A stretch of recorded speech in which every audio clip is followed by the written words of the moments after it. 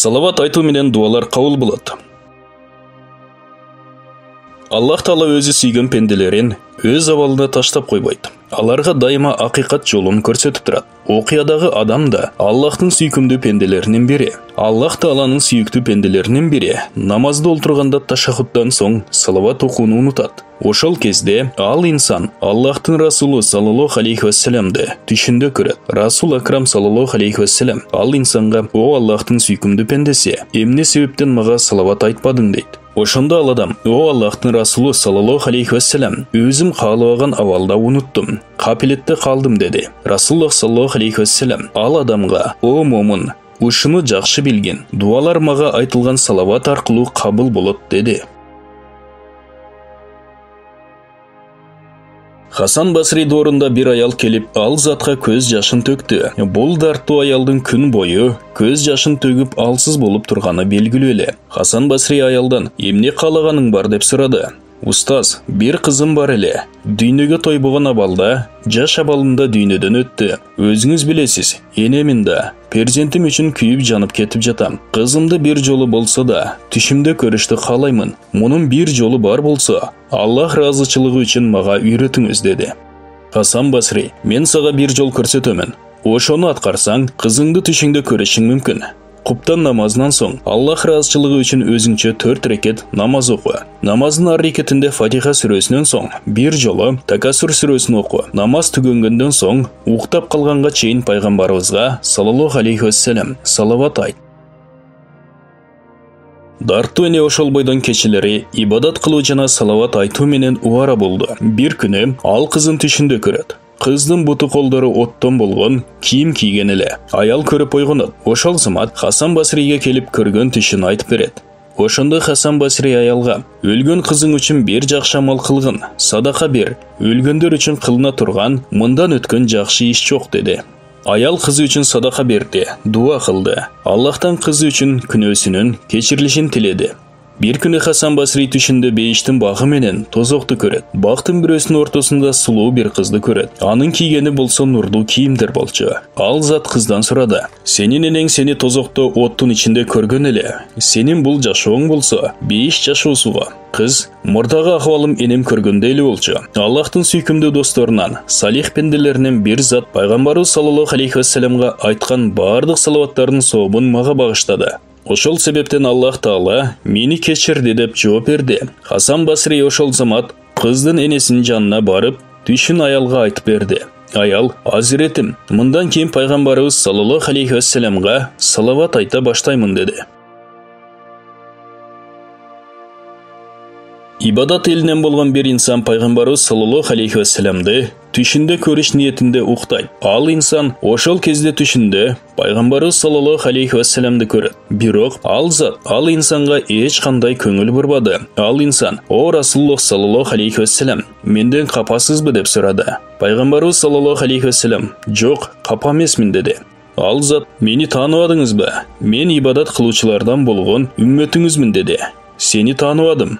Мен ислам алымдарынан пайгамбарыбыз саллаллаху алейхи вассалам өз үммөттөрүн ата-эне перзенттерин тааныгандай тааныйт деп укканмын. Алымдардын сөзү туура, бирок мен мага көп салават айткан үммөттөрүмдү тааныймын" деп жооп берди.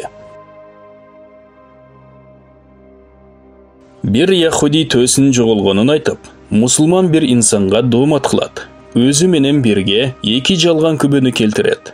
Окуядан кабары болбогон мусулманды чакыртырат. Яхуди мусулманга доомат кыла баштайт. Мусулман таң калып, эмне дээрин билбей калат жана колдорун жогоруга жайып: "Аллахым, сага бардык нерсе маалым. Сен ар нерсени жакшы көрүүчүсүң. Сен ар нерсени жакшы билүүчүсүң. Бул төөлөр өзүмдүкү" деди да жана пайгамбарыбыз саллаллаху алейхи вассаламга карап: "О Расулуллах, сиздин бере турган өкүмүңүз хак, туура өкүм. Сизден суранам, акыйкатты ушул төөдөн сураңыз" деди. Пайгамбарыбыз саллаллаху алейхи вассалам төөгө карап: "Эй төө, сен кимдин төөсүсүң?" деп сурады. Төө тилге кирип: "Эй Расулуллах, мен мусулмандын төөсүмүн. Булар жалган күбөлүк берип жатат" деди. Ошондо Расулуллах саллаллаху алейхи вассалам: "Эй момун, кандай жакшы иш кылдың эле. Алла Таала сен үчүн бул төөнү тилге киргизди" деп сурады. Ошондо момун киши: "О Расулуллах саллаллаху алейхи вассалам, мен ар бир түнү сизге 10 жолу салават айтмайынча уктабаймын" деди.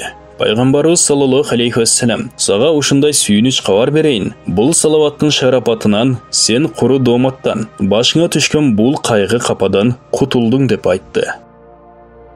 Аллах Таала мындай деген: чындыгында Аллах Мухаммад пайгамбарга ырайым кылат. Ошондой эле ага периштелер да салават айтып турушат. О момундар, ага Мухаммадга саллаллаху алейхи вассалам салаваттарды жана саламдарды айткыла. Ахсаб сүрөсү 56-аят. Абдуллах бин Амр бин Алас, алардан Аллах разы болсын, Аллахтын элчисинин саллаллаху алейхи вассалам мындай дегенин кабарлайт: ким мага бир жолу салават салам айтса, Аллах Таала ага 10 жолу салават салам жолдойт. Муслим. Ибн Масуд радиаллаху анху Аллахтын элчисинин саллаллаху алейхи вассалам мындай дегенин кабарлайт: мага эң көп салам салават айткандар кыямат күнү мага эң жакындар болушат. Бул хадисти Тирмизи келтирип, жакшы хадис деп атаган. Аус бин Аустун радиаллаху анху мындай дегени кабардылат: Аллахтын элчиси саллаллаху алейхи вассалам мындай деп айтты: чындыгында жума күнү силердин эң мыкты күндөрүңөрдүн катарына кирет. Ошондуктан ушул күнү мага көбүрөөк салам салават жолдогула. Анткени чындыгында силердин салам салаваттарыңар мага жеткирилет. Ошондо адамдар сурашты: о Аллахтын элчиси, сиз топуракка айлангандан кийин биздин салам салаваттар сизге кантип жетет? Ал айтты: чындыгында кудуреттүү улуу Аллах Таала жерге пайгамбарлардын денесин чиритүүгө тыюу салган. Бул хадисти Абу Дауд ишенимдүү иснат менен келтирет. Абу Хурайра радиаллаху анху Аллахтын элчисин саллаллаху алейхи вассалам мындай дегенин кабарлайт: өзүнүн катышуусунда жүрүп жаткан сөздө менин ысымым аталган кезде мага салават саламдарды айтпаган адам кор болсун. Бул хадисти Тирмизи келтирип, жакшы хадис деп атаган. Абу Хурайра радиаллаху анху Аллахтын элчисинин саллаллаху алейхи вассалам мындай дегенин кабарлайт: менин мүрзөмө келүүнү майрамга айландырбагыла, мага салам салаваттарды жолдогула. Анткени чындыгында силер кайсыл гана жерде болбогула, силердин салам салаваттарыңар мага жетет. Абу Хурайра радиаллаху анху Аллахтын элчисинин саллаллаху алейхи вассалам мындай дегенин кабарлайт: менин көзүм өткөндөн кийин ким гана мага салам айтпасын, анын саламына жооп беришим үчүн Аллах Таала мага сөзсүз менин рухумду кайтарып берет. Али радиаллаху анху Аллахтын элчисинин саллаллаху алейхи вассалам мындай дегенин кабарлайт: өзү катышып олтурган жерде менин ысмым аталган учурда мага салам салават жолдобогон адам эң зыкым адам. Фадал бин Убайдтын радиаллаху анху мындай дегени кабардылат: бир жолу Аллахтын элчиси саллаллаху алейхи вассалам бир адамдын намаз окуп жатып, оболу Аллахтын элчисине Аллахтын салават саламдарды багыштоосун тилеп, дуа кылбастан туруп, дароо Аллахка кайрылып өзү үчүн дуа кыла баштаганын укту да мындай деди: бул адам шашылып койду. Анан ал анын өзүн чакырып ага же башка бирөөгө минтип айтты: силерден кимдир бирөө Аллахка дуалар менен кайрылар кезде оболу өзүнүн даңазалуу эгеси Аллахка мактоолорду айтсын, андан кийин пайгамбарга Аллахтын салаваттарын жана саламдарын жолдосун. Ошондон кийин эмне кааласа, ошону Аллахтан сурап дуа кылсын. Абу Мухаммад бин Кааб бин Ужранын радиаллаху анху мындай дегени кабардылат: бир жолу Аллахтын элчиси саллаллаху алейхи вассалам өз үйүнүн мечиттин ичинде олтурган бизге чыкканда, биз ага минтип суроо бердик: о Аллахтын элчиси, биз сага салам айтууну билебиз, бирок биз Аллахка кайрылып кандай сага салаваттарды жана кандайча жолдошубуз керек? Ошондо Аллахтын элчиси саллаллаху алейхи вассалам мындай деп айтты: о Аллах, Ибрахимди жана анын үй бүлөсүн берекелүү кылганыңдай, Мухаммадты жана анын үй бүлөсүн да берекелүү кыл. Чындыгында сен мактоого татыктуусуң, даңазалуусуң. Аллахумма солли аля Мухаммадин ва аля али Мухаммадин кама соллайта аля Ибрахима ва аля али Ибрахима иннака хамидун маджид. Абу Масуд аль-Бадринин радиаллаху анху мындай дегени кабардылат: бир жолу биз Саад бин Уваданын алдында олтурган кезибизде Аллахтын элчиси саллаллаху алейхи вассалам бизге келди. Ошондо Башир бин Саад андан минтип сурады: Аллах Таала бизге сиз үчүн салаваттарды жана саламдарды жолдоону буйрду. А биз салаваттарды жана саламдарды сизге кандайча жолдоого тийишпиз? Ошондо Аллахтын элчиси саллаллаху алейхи вассалам унчукпастан көпкө турду эле. Биз Баширдин ага ошондой суроону бергенине өкүнө баштадык. Бирок Аллахтын элчиси саллаллаху алейхи вассалам анан мындай деди: "О Аллах, Ибрахимди жана анын үй бүлөсүн берекелүү кылганыңдай, Мухаммадты жана анын үй бүлөсүн да берекелүү кыл. Ошондой эле Ибрахимге жана анын үй бүлөсүнө береке түшүргөнүңдөй, Мухаммадка жана анын үй бүлөсүнө да береке түшүр. Чындыгында сен мактоого татыктуусуң, даңазалуусуң."